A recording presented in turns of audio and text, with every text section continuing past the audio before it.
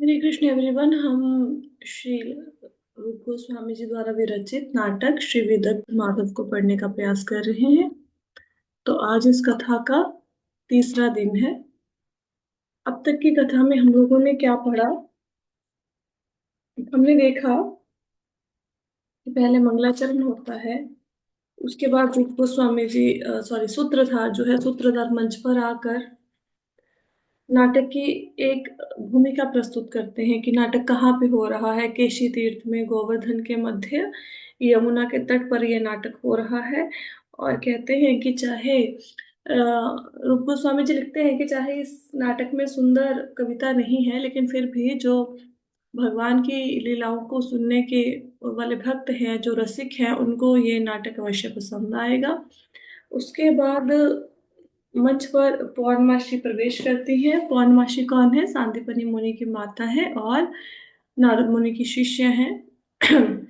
जो नारद मुनि के आदेश पर ही गोकुल में आई हैं उज्जैन से, क्योंकि नारद मुनि ने बताया है कि भगवान गोकुल में अवतार लेंगे, तो यहाँ पे आई हैं।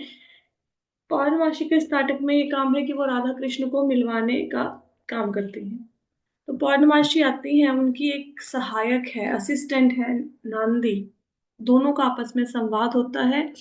और नांदी कहती है कि मैंने सुना है कि आप राधा कृष्ण का मिलन करवाना चाहती हैं। तो पौर्णमासी कहती हैं कि मेरा भाग्य इतना अच्छा नहीं है कि मैं दोनों का मिलन करवा दूं, लेकिन फिर भी मैं प्रयास कर रही हूँ। तो फिर वहां पे जब वो आपस में बातचीत करती हैं तो वहां से एक रहस्य का उद्घाटन होता है कि जो श्रीमती राधा रानी है, वो तो भगवान में ही अनुरक्त हैं, फिर वो गोकुल में क्यों नहीं रह रही? वो भानु तीर्थ पर क्यों निवास कर रही हैं?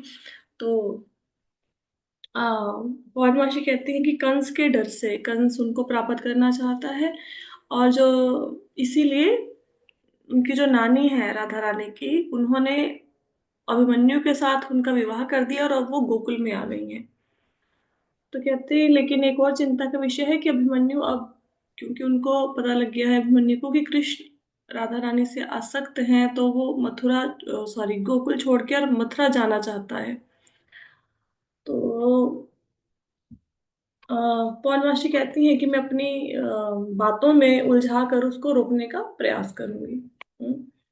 और फिर नांदीमुखी पूछती हैं कि जो चंद्रावली हैं वो जब मिलती हैं कृष्ण से तो उनका पति गोवर्धन क्यों नहीं कुछ कहता? तो पौर्णमासी बताती, चंद्रावली भगवान कृष्ण की एक दूसरी प्रेयसी है। तो कहते कि गोवर्धन को कंस ने अपनी गौओं की देखरेख करने के लिए नियुक्त किया है, तो उन्हीं कामों में मग्न रहता है, उसको ध्यान वो इन बातों को इग्नोर कर देता है। फिर उसके बाद पौर्णमासी नांदी को आदेश देती है कि विशाखा सखी से कहे कि भगवान कृष्ण का एक चित्र बना के राधा रानी को भेंट करें। और फिर वो वहां से मंच से चली जाती हैं कि मैंने अभी लड्डू बनाने, या वो लड्डू बनाने चली गई हैं पौर्णमासी। इतने में भगवान कृष्ण अपने दो सखाओं मधुमंगल श्रीधाम और बलराम की जी के साथ मंच पर प्रवेश करते हैं। भगवान गैया चराने जा रहे हैं और नंद बाबा और यशोदा मैया उनको छोड़ने आ रहे हैं जंगल तक। तो फिर वो काफी दूर तक आ जाते हैं उनके साथ, और भगवान कहते हैं कि गैया भी भूखी हैं। बातें करते करते आगे तक आ जाते हैं। तो कहते कि गैया भूखी हैं पिताजी, आप वापस जाइए गौशाला में, मैं अभी इनको लेके जंगल जाता हूँ। तो भगवान वहां जाते हैं जंगल में गैया चराने, और वहां पे बांसुरी बजाना शुरू करते हैं, जिसकी तान इतनी सुंदर है कि जो वस्तुएं हैं वो विपरीत स्वभाव को ग्रहण कर लेती हैं। जैसे पत्थर का गुण है कठोर होना, लेकिन वो पिघलना शुरू कर देता है। नदी का गुण है बहना, लेकिन नदी रुक जाती है। वो प्रतिकूल धर्म को ग्रहण करना, तो उल्टे स्वभाव को ग्रहण कर लेती हैं सब वस्तुएं। तो मधुमंगल कहता है कि तुम, ये बांसुरी की ध्वनि ही बहुत सुंदर है, इसमें तुम्हारी कोई योग्यता नहीं है कृष्ण। ये तो बांसुरी का गुण है कि वो सुंदर बजती है, तुम तो सिर्फ बजाने वाले हो। क्योंकि वो तो भगवान को भगवान के रूप में तो नहीं मानते ना। तो यहाँ तक की कथा हम लोगों ने सुन ली थी। मेरे ख्याल से जितना हम लोगों ने अब तक किया है, आप लोगों को समझ आ गया होगा। अगर किसी को कोई प्रश्न हुआ तो पूछ सकते हैं। आगे अब भगवान कृष्ण वेणु बजा रहे हैं, बांसुरी बजा रहे हैं। तो आकाश में क्या होता है, आकाश में जो ब्रह्मा जी होते हैं, वो ब्रह्मा जी भी अ, देखो इसमें क्या क्या होता है। पहले तो जो नारद मुनि हैं वो भी वीणा की आवाज सुनकर मोहित हो जाते हैं। ठीक है। फिर शेषनाग भी वीणा की आवाज सुनकर मोहित हो जाते हैं। ब्रह्मा और शिव, वो सब जगह जहां जहां उनके लोग हैं वहां पे बंसरी की मधुर ध्वनि गूंज उठती है। तो कहते हैं कि अ, उसके बाद जो मधुमंगल होते हैं, अ, हाँ उसके बाद मधुमंगल, हम बात करते हैं मधुमंगल जो भगवान के मित्र हैं, वो थोड़ा सा डरपोक भी हैं, वो थोड़ा जल्दी डर जाते हैं।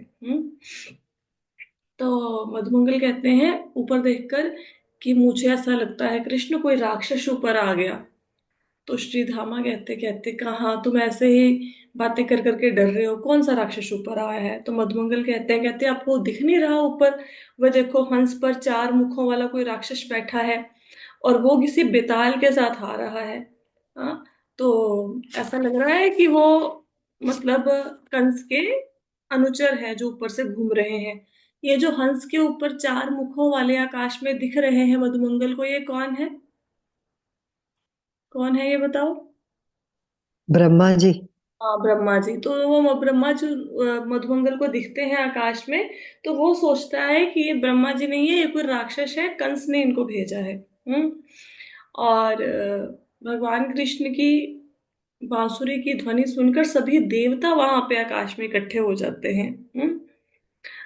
तो मधुमंगल कहते हैं कि भगवान की तो बांसुरी की आवाज सुनकर बड़े बड़े राक्षस मर जाते हैं, मैं ये बात क्यों भूल गया। तो ऐसे अब उसका मन थोड़ा संतुष्ट हो जाता है ना।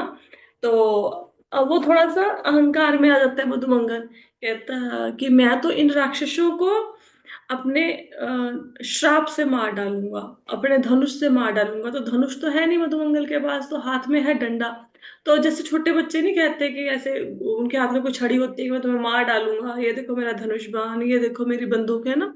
तो ऐसे ही मधुमंगल के हाथ में डंडा है, और डंडे को दिखाकर वो कहते हैं कि रुको सारे राक्षसों, मैं तुम्हें मार डालूंगा। तो ऐसे अभिनय करते हैं। तो बलराम अ, हंसते हैं और कहते हैं कि मधुमंगल ऐसा मत करो, ये जो तुम्हें आकाश में दिखाई दे रहे हैं ये भगवान विष्णु और ब्रह्मा जी हैं, और इनके बाईं ओर देवता खड़े हैं। तो आप देखो कि जब भगवान बांसुरी बजाते थे तो ब्रह्मा, विष्णु, सभी देवतागण कैसे आकाश में उस बांसुरी की ध्वनि से मोहित होकर आ जाते थे। इस बात का पता हमें कहाँ से लगता है, ये रूप गोस्वामी जी ने लिखा है ना।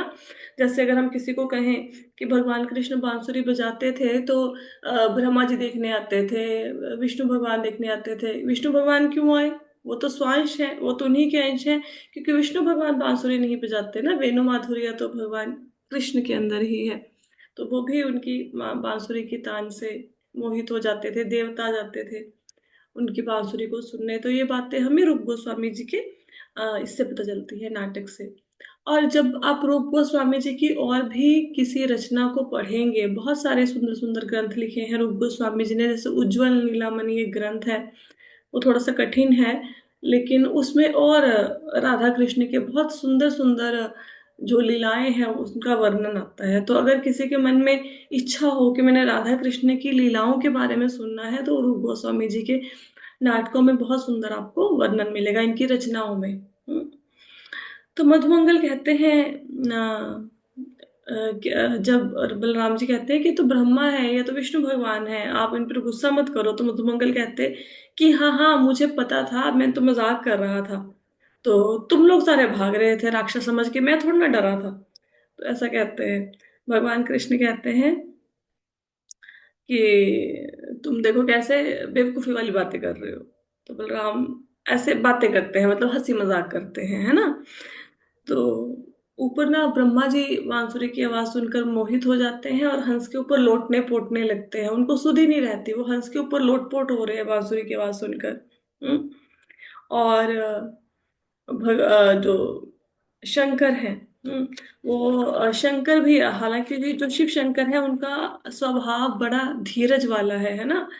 लेकिन भगवान की मुरली की आवाज सुनकर शंकर भी गदगद हो उठे।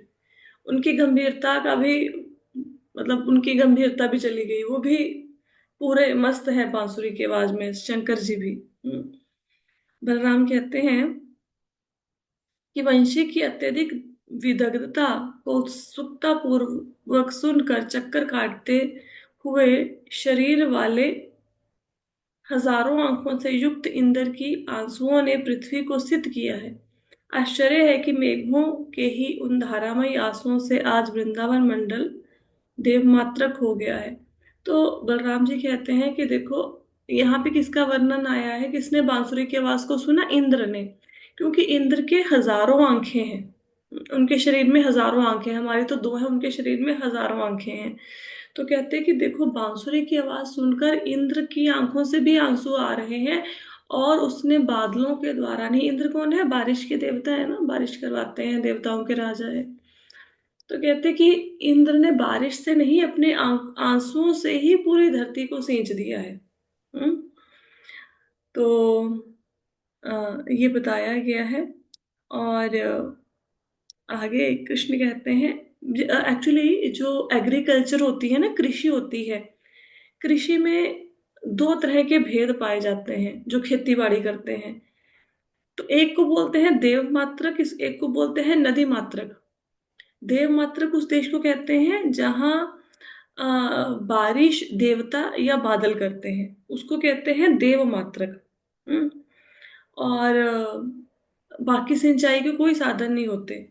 और जो नदी मात्रक होते हैं, वो एग्रीकल्चर के स्थान होते हैं जहाँ नदियां भी खेतों को पानी देती हैं। वो बारिश के ऊपर डिपेंड नहीं करते, वहां पे नदियां भी मतलब फसलों को पानी देती हैं, उसको नदी मात्रक कहा जाता है। तो यहाँ पे बलराम जी ये कह रहे हैं कि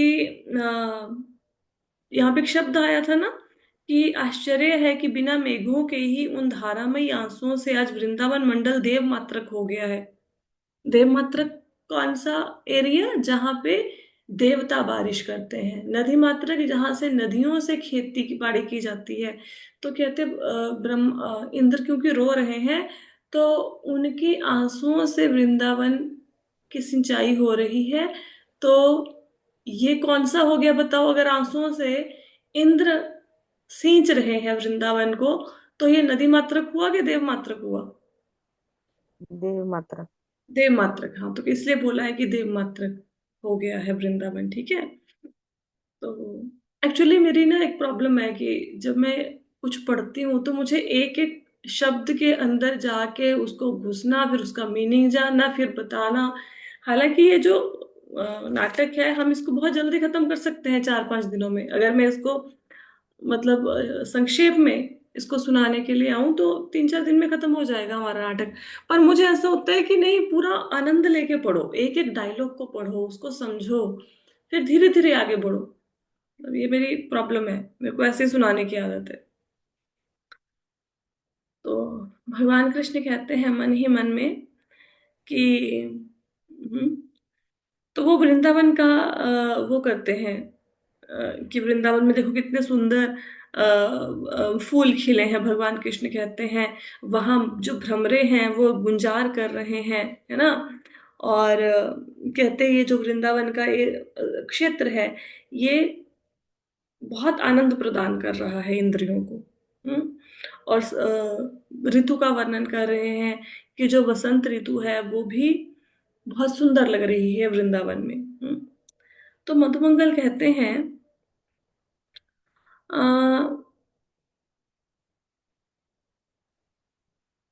मधुमंगल यहाँ पे कह रहे हैं कि वृंदावन की, सॉरी, कृष्ण कह रहे हैं मधुमंगल को कि वृंदावन की वंदना करो।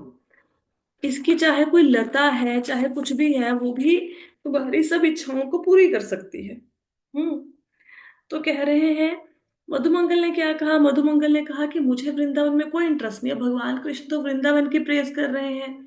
अब मधुमंगल को वृंदावन में कोई इंटरेस्ट नहीं। मधुमंगल भगवान कृष्ण का कैसा मित्र है कि उसको भूख बड़ी लगती है, बहुत जल्दी भूख लग जाती है उसको। तो मधुमंगल कहता है कि देखो, मेरे को वृंदावन में कोई मतलब नहीं है। मेरे को तो सिर्फ जो इंद्रियों को आकर्षित करती हैं अलग अलग प्रकार की मिठाइयाँ। हम्म। गोकुलेश्वरी मतलब यशोदा माता के हाथ की बनी हुई मिठाइयाँ, जिसको खाकर इंद्रियां तृप्त हो जाती हैं, मन मस्त हो जाता है। मैं तो उन मिठाइयों के बारे में सोच रहा हूँ, मुझे वृंदावन से कोई मतलब नहीं। तो भगवान कृष्ण कहते हैं कि मित्र, तुम वृंदावन की वंदना करो, जहाँ जो लताएं हैं ना वृक्षों की, वो लताएं भी तुम्हारे मनोरथ को पूरा करने में समर्थ है। मतलब अगर तेरे मन में कोई कामना है ना, मित्र को कहते हैं कि तो जो वृंदावन की लताएं हैं ये भी तेरी कामना को पूरी कर देंगी, खाने पीने की कामना को भी पूरी कर देंगी। जो वृंदावन की लताएं हैं इनमें बड़ी शक्ति है। तो मधुमंगल कहते हैं ठीक है। कृष्ण को कहते हैं कि मैं देखता हूँ कि क्या तुम्हारी बातों में सच्चाई है, मैं देखता हूँ कि क्या है सखे, तुम सच बोल रहे हो। तो ऐसे ही सब लोग कहते हैं कि वृंदावन में बड़ी शक्ति है। तो वो कहते हैं कि ठीक है, मैं परीक्षा लेता हूँ। आपने बोला ना अभी कि वृंदावन की जो लताएं हैं वो तुम्हारे मनोरथ को पूरा कर सकती हैं, तुम्हारी सारी इच्छाओं को पूरी कर सकती हैं। तो ऐसे हाथ दोनों अंजलि बना लेते हैं, जैसे हम दोनों प्रसाद लेने के लिए दोनों हाथ आगे करते हैं ना जोड़ के, ऐसे दोनों हाथ फैला देते हैं और कहते हैं कि अरे लताओ, मैं तुमसे प्रार्थना करता हूँ, मेरा मित्र भूखा है, थोड़े से लड्डू दे दो। मधुमंगल क्या मांगते हैं लताओं से कि कृष्ण भूखे हैं, मुझे थोड़े से लड्डू दे दो। तो इतने में क्या होता है कि पौर्णमासी का प्रवेश होता है। मैंने भी कल की कथा में बताया था ना कि भाई पौर्णमासी जी जो है वो लड्डू बनाने चली गई मंच से, है ना। तो पौर्णमासी आती है और उनको कहती हैं मधुमंगल को कि ये लो, जीभ को आनंदित करने वाले बहुत ही स्वादिष्ट ये लड्डू ग्रहण करो। तो बलराम मुस्कुरा देते हैं और कहते हैं देखो मधुमंगल, तुम्हें बोला था ना कि वृंदावन की लताएं जो हैं वो पूरा कर देती हैं सारे मनोरथ को, मनोकामनाओं को। देखा, तुम्हें लड्डू मिल गए ना। तो पौर्णमासी कहती हैं कि ये तो किसी गोपी ने बनाए हैं, उसकी कृपा है। तो भगवान कृष्ण कहते हैं कि ये पुरानी गोपी कौन है, ये वृद्धा गोपी कौन है। तो पौर्णमासी कहती हैं कि मुखरा के हाथ के लड्डू है। भगवान कृष्ण को चंद्रमुख कह रही हैं कि चंद्रमुख यह मुखरा है। पौर्णमासी ने बताया कि भाई ये लड्डू जो दिए हैं ये तो मुखरा ने बनाए हैं। तो कृष्ण पूछते हैं मुखरा कौन है ना। तो कृष्ण कहते कि उसने जो मुखरा है, मुखरा ने बिना अवसर के लड्डू क्यों भेजे हैं। मतलब देखो, हमारे भी होता है ना, जैसे किसी के घर से डिब्बा आता है, मिठाई आती है, तो कब आती है, जब कोई उत्सव होता है, किसी घर में शादी ब्याह, बच्चे का जन्म हुआ, तब मिठाई देके जाता है। बिना कारण के थोड़ा ना कोई किसी के घर में लड्डू बांटता फिरता है ना। तो भगवान कृष्ण कहते हैं कि बिना अवसर के ये मुखरा ने लड्डू क्यों भेज दिए।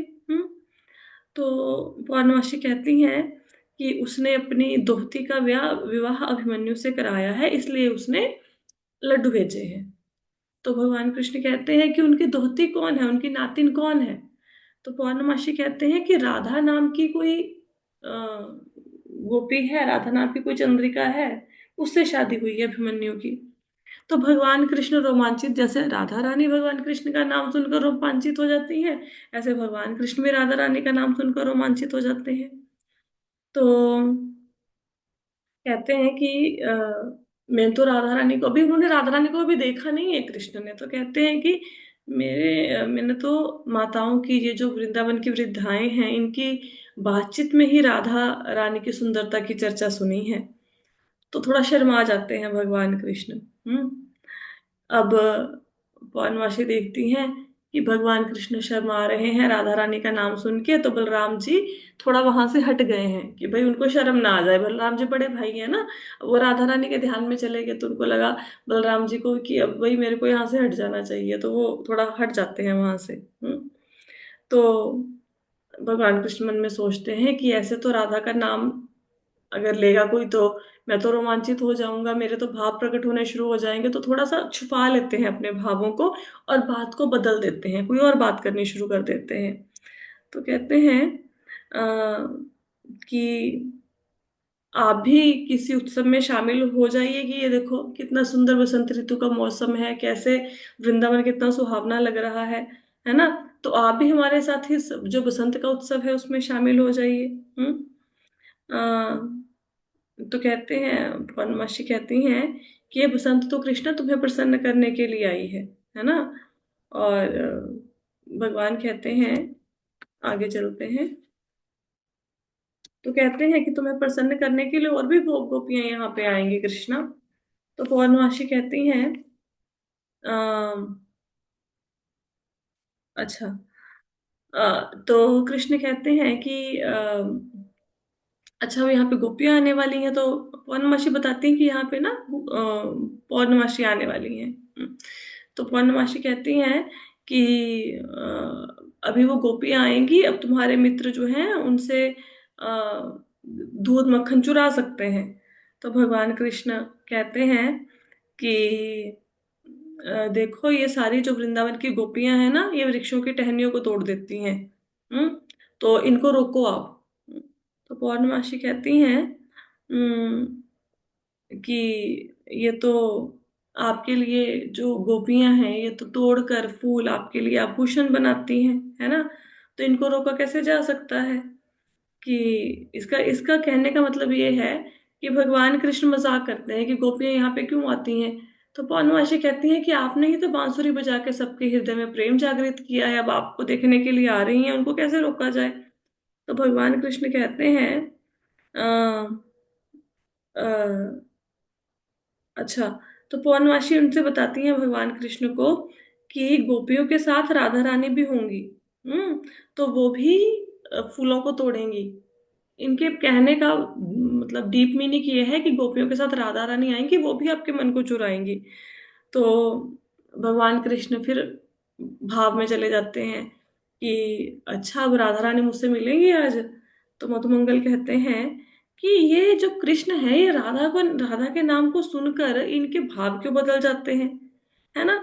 तो ये ऐसे उत्सुक से क्यों हो जाते हैं जैसे ही राधा रानी की बात आती है। तो मधुमंगल कहते हैं कि तुम्हें इस राधा के ऊपर आसक्त होने की जरूरत नहीं है। मधुमंगल भगवान कृष्ण को कहते हैं। तो भगवान कृष्ण कहते हैं कि तुम मूर्ख हो, मैं कहाँ आसक्त हूँ, मैं राधा रानी के ऊपर आसक्त थोड़े ना हूँ। तो मधुमंगल कहते हैं कि मैंने तो ऐसा बोला है कि लड्डू के ऊपर आसक्त मत हो, मैंने राधा रानी का नाम थोड़े ना लिया है। तो हम ये डायलॉग्स क्यों पढ़ रहे हैं, क्योंकि हमें पता लगे कि भगवान कृष्ण और उनके मित्र कैसे बात करते थे, है ना, क्या एक दूसरे के साथ हंसी मजाक करते थे।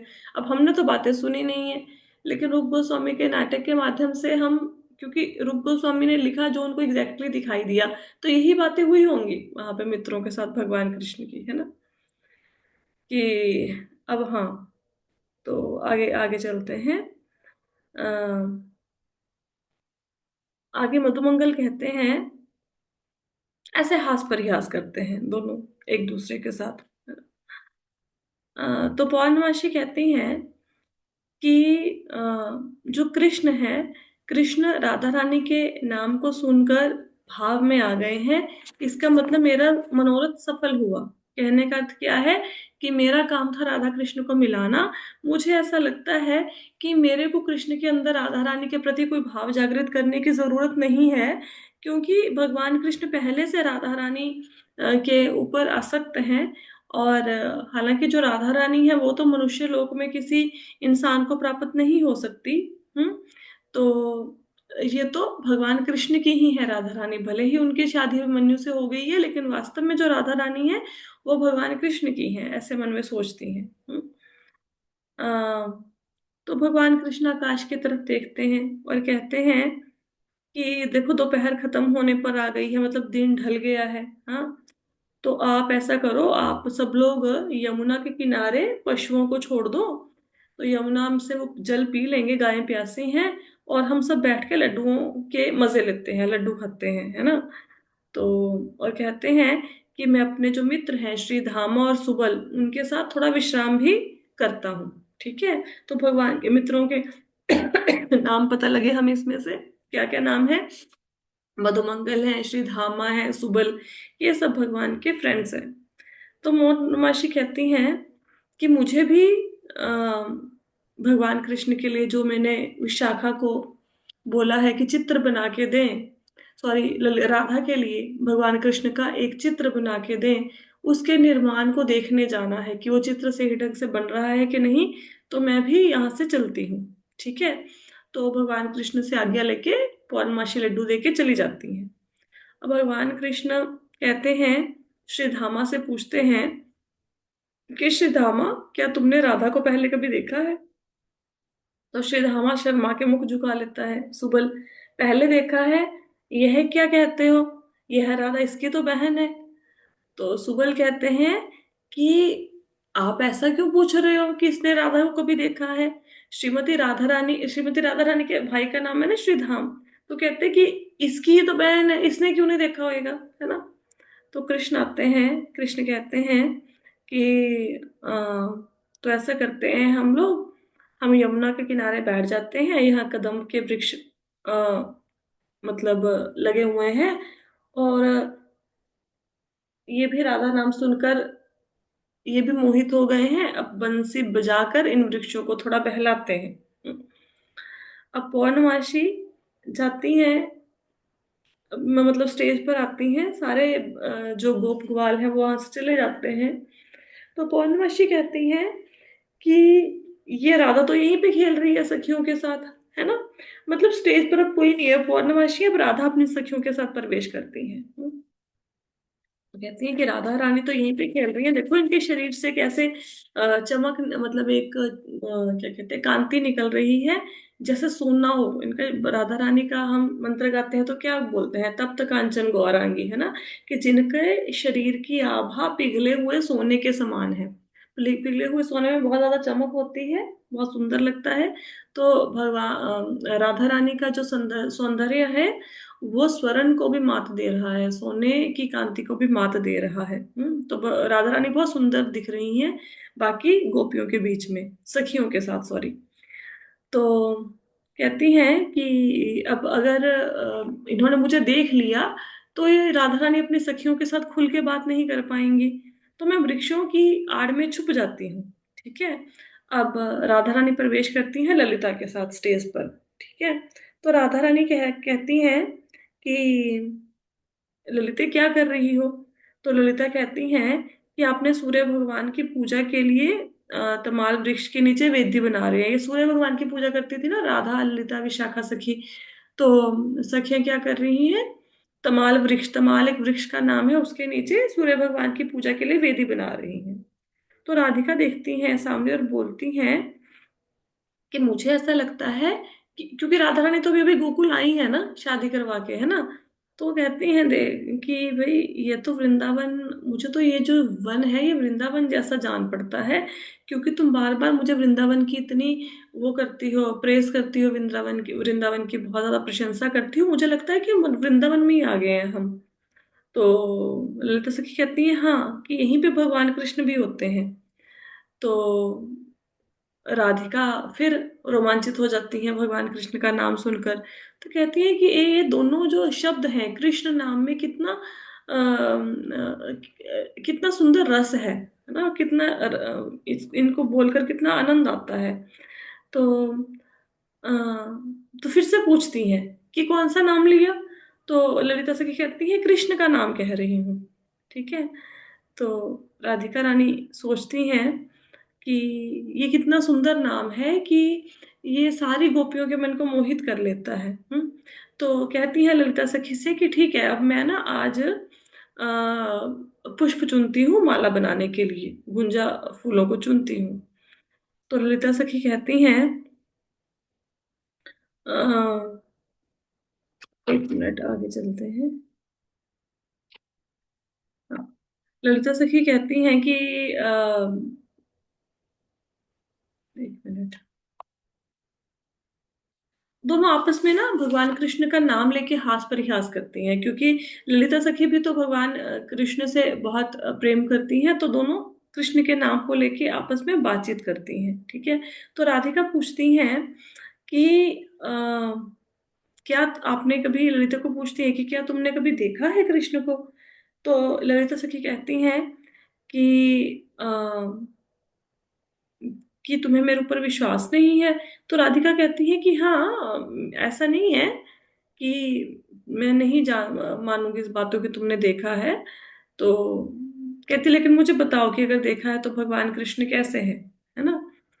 तो ललिता सखी कहती है कि ये देखो जो मुरली की आवाज है ये जो आ रही है ना, ये कृष्ण ही मुरली बजा रहे हैं। तो आगे फिर विशाखा सखी आती है इतने में।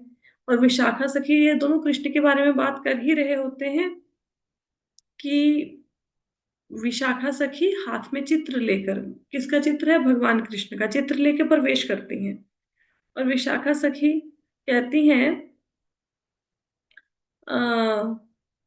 कि मुझे लगता है कि राधा रानी से कोई कृष्ण के बारे में बात कर रहा है, इसीलिए उनके हाव भाव चेंज हो गए हैं। चलो मैं जाके बात करती हूँ। तो राधिका कहती हैं, ललिता सखी राधिका से बात कर रही है कि कृष्ण नाम कितना सुंदर है ना। और कहती हैं कि ये जो यमुना के तट हैं, उन पर जब भगवान कृष्ण बांसुरी बजाते हैं तो गोपियां अपनी सुध बुध खो देती हैं। वो अपनी लाज का त्याग कर देती हैं, हालांकि वो पतिव्रता हैं जो गोपियां हैं। लेकिन फिर भी जब भगवान कृष्ण की मुरली की आवाज आती है तो उनका धैर्य डोलने लगता है। और कहते हैं कि ये जो मुरली की ध्वनि है, इसका बहुत ही सुंदर पराक्रम है कि ये सबको मोहित कर देती है। ठीक है। तो राधिका कहती हैं कि मेरे मन के अंदर इस मुरली को छोड़कर बहुत वेदना उत्पन्न हो रही है। तो विशाखा सखी कहती हैं कि मेरे पास जो आपके हृदय के अंदर ये पीड़ा हो रही है भगवान कृष्ण का नाम सुनकर, ये उनकी बांसुरी की ध्वनि सुनकर, उस पीड़ा का इलाज मेरे पास है। तो कहती हैं कि ये देखो मैं तुम्हारे लिए मतलब कुछ लेके आई हूँ। तो राधिका कहती हैं कि अच्छा ऐसे करते हैं, आंगन में बैठकर ना इसको देखते हैं, छाया में, मतलब कहीं छाया में बैठकर इसको देखते हैं। अब राधा रानी भगवान कृष्ण के दर्शन करेंगी प्रथम। कैसे करेंगी, चित्र के थ्रू। हम्म तो अभी साक्षात दर्शन नहीं हुए हैं, अभी चित्र के थ्रू दर्शन हुए हैं। अब ये तो दूसरा अध्याय था, इसका नाम था वेणुनाद विलास, मतलब इसमें वेणु माधुर्य का वर्णन किया गया है कि जब भगवान बांसुरी बजाते हैं तो कैसे गोपियां खिंच चली जाती हैं, राधा रानी की वेदना शुरू हो जाती है। ये सब वर्णन किया गया है। अब हम कल इसके नेक्स्ट पढ़ेंगे। तो आज की कथा में सबको सब समझ आया। हाँ जी माता। ठीक है। तो कुछ नहीं समझ आएगा तो आप पूछना। हाँ वैसे तो इजी नाटक है, हाँ लेकिन थोड़ा अगर आप देखेंगे इन ग्रंथों को तो इसकी भाषा थोड़ी सी कठिन है, अगर आप पढ़ेंगे थोड़ी हिंदी